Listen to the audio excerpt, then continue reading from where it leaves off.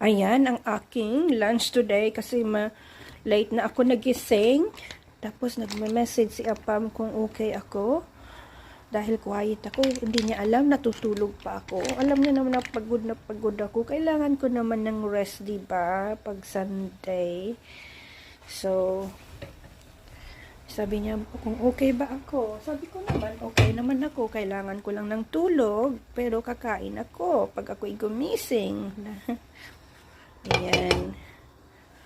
Kung siya magaling magluto. Ay, ako naman ay marunong din magluto. Pero, yan. Magaling din ako magluto.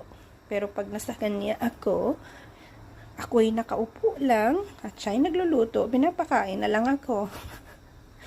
Yun ang gusto ko sa kanya kasi ano siya, marunong siyang mag-look after sa babae.